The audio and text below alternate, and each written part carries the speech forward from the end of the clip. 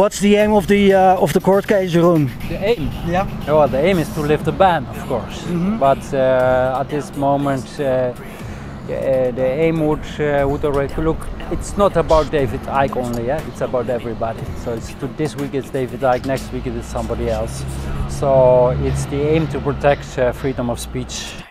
It really took mental gymnastics of the Olympic kind to get from his books, then taking excerpts of those books, then placing it out of context, then creating a new context which has no founding in reality, just AI analysis of the Dutch terrorism intelligence squad. Gaan wij door naar de heer Smit, journalist van CSTV, over het belang van onafhankelijke journalistiek.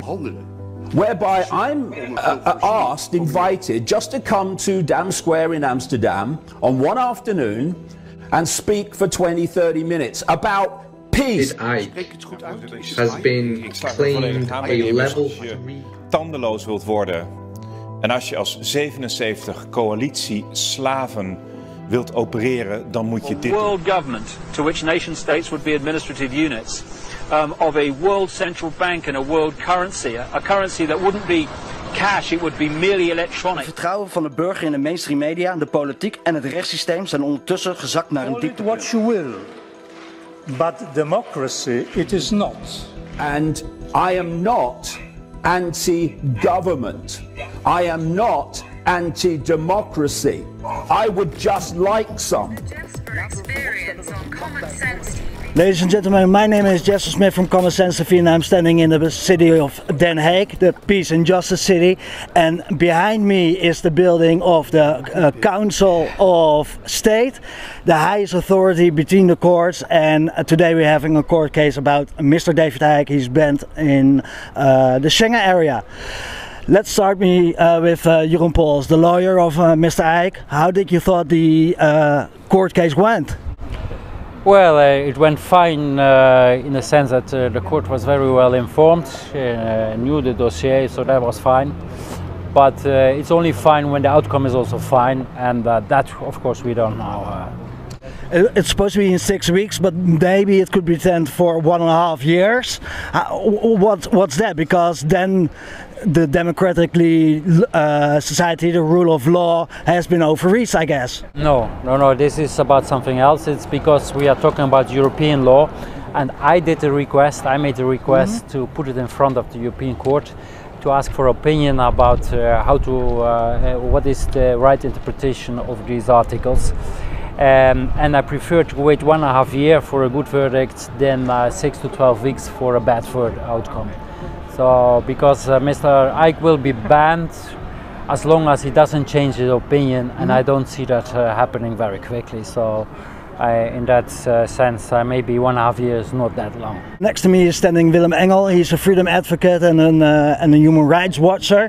We're here at the highest council, court council in the Netherlands about the court case of David Icke. He is banned from Administrative court. Administrative court. Yeah. He's banned to come into the Schengen area. Today we had the court case on itself. What's your first reaction on that? I think the court case went very well. It was clear that the 3 judges really meticulously studied the case. They had great questions, and they had most questions for the state. So they divided it in 3 parts, divided over the 3 judges. And one was about whether the state or the minister has the authority to do these decisions, and then focusing on the legal aspects of it, because when you read the law, and it's not completely easy to do, but for people who are supposed to do this for their profession, it's quite obvious that the road they chose to ban Icke is not the normal road. And it became painfully clear that the representative of the state had to admit, well, yes, there is a bit of a fog and a grey area, but we are of the opinion that we do not need the national article, but we can skip the national legislation and go directly to the European legislation. I don't think that is the case. So the decision on itself has no legal grounding, but then we get to the subject matter of it, and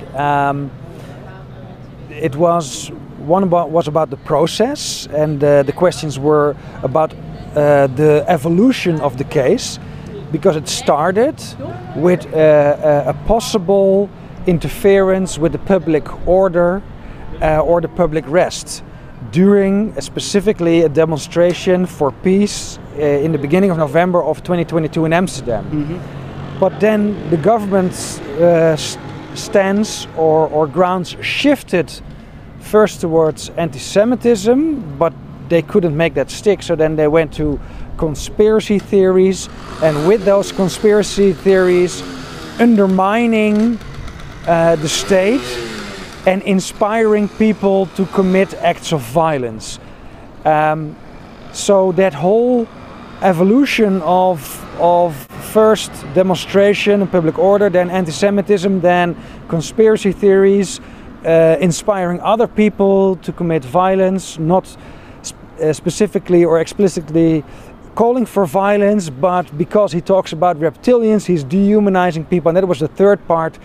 And I think the most hilarious part, that it really took mental gymnastics of the Olympic kind to get from his books, then taking excerpts of those books, then placing it out of context, then creating a new context which has no founding in reality, just AI analysis of the Dutch terrorism intelligence squad and the intelligence services or the Secret Service, having no physical examples other than one person who wanted to have a conversation with the Minister of Finance, or at that moment she was not finance yet. But it makes it ridiculous, and then you come to the claim of a potential threat, and unfortunately they didn't went into the semantics, but a threat is potential to begin with. Mm-hmm. So a potential threat is nothing. It's a double-double. It's a double-double. It doesn't not exist. It started in November 2022, a peace rally on Dam Square, and I need to go to one of the organizers. It's now 2025. David Icke is still not here. First, what's your reaction on the court case? First of all, I think Jeroen did a very good job focusing on what it's all about, and that's the freedom of speech. That's what it basically all comes down to. Anyone is allowed to say anything. And there was a very important question of one of the judges, like, okay, so where does it stop? And the first thing that Jeroen said is, yeah, it stops where the law is already now starting, and that's when somebody is crossing the lines of law. And those rules are already in place, so you don't have to do anything. If you respect the freedom of speech, then Icke should be allowed to the Netherlands. It's very simple, basically. Freedom of speech is a really important thing, and what you're referring is when they rally up stuff, comes into a fight, public order is in that's the issue, right? Yeah, they're bringing in all kinds of associations with Icke, like they're mentioning people that are supposed to had some arrests and they were arrested with weapons, but I'm pretty sure that in all of those houses of those people there are no books of Icke, and I'm pretty sure if you ask those individuals that they were not inspired by Icke at all.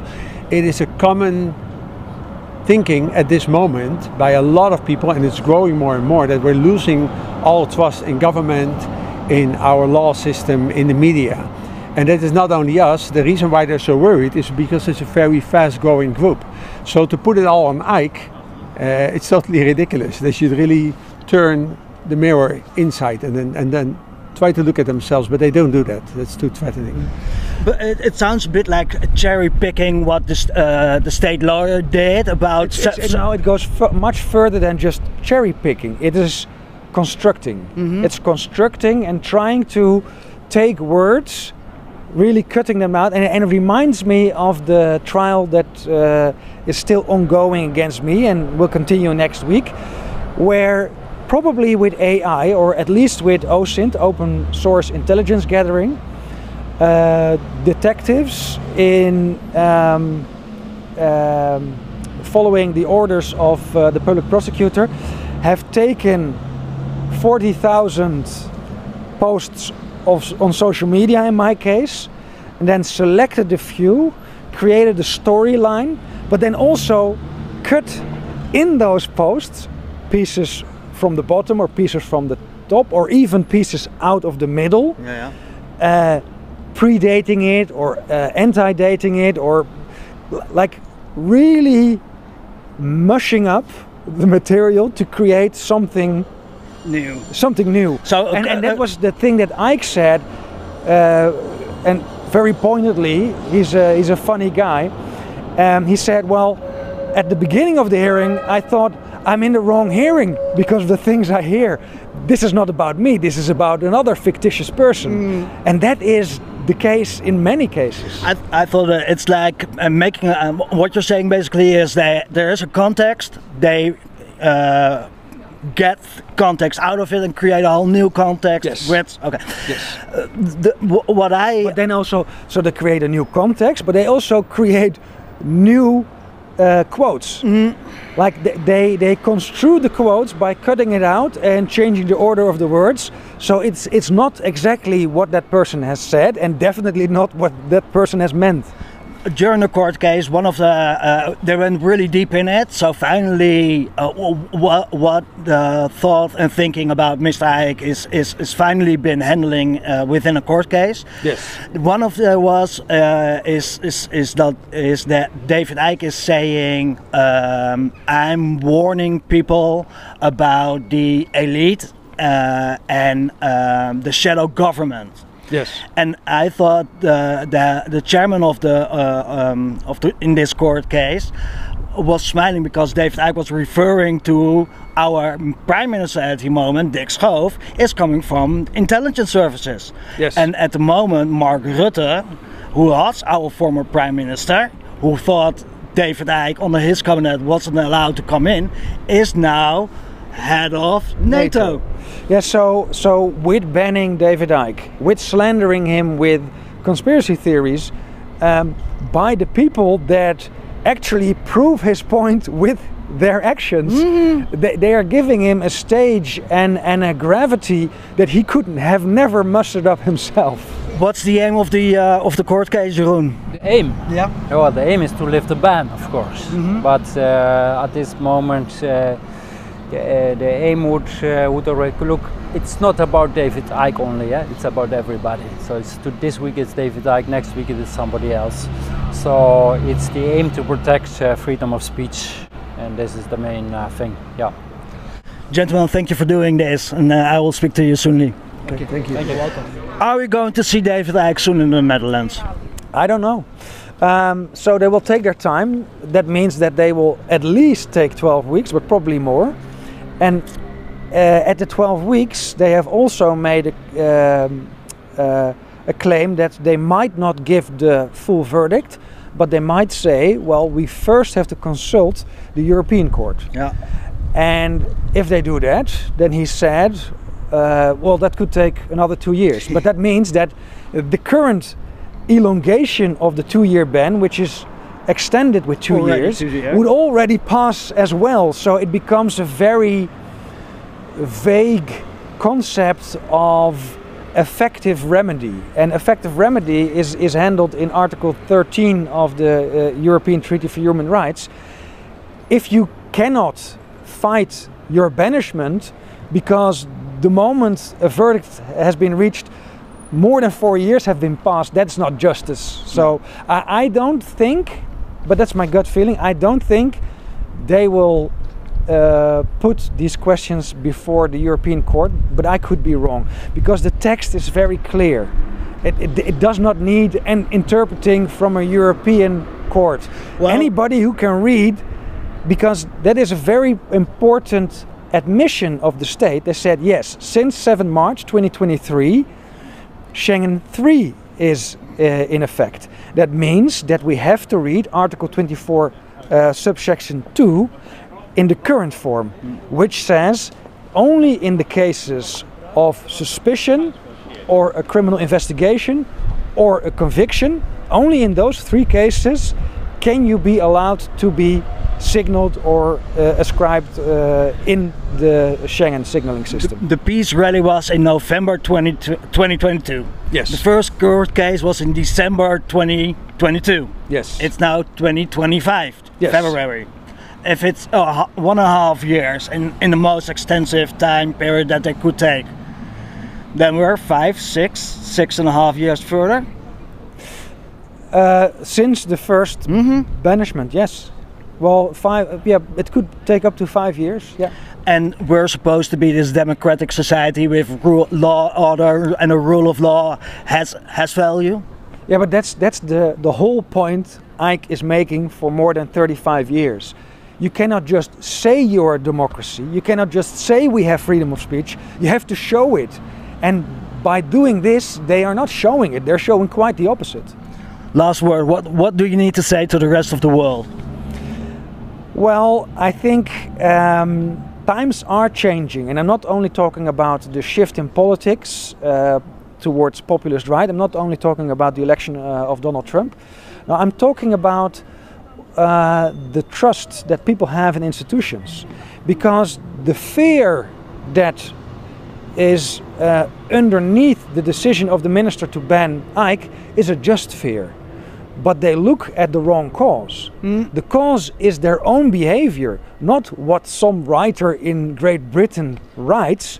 No, it is not upholding the rule of law, not allowing people to participate in how we are governed. We do not have democracy, we do not have rule of law, and if this holds, we also do not have the right to peaceful assembly or the right to free speech. Thank you, Willem. Have a wonderful day. Thank you. You're welcome.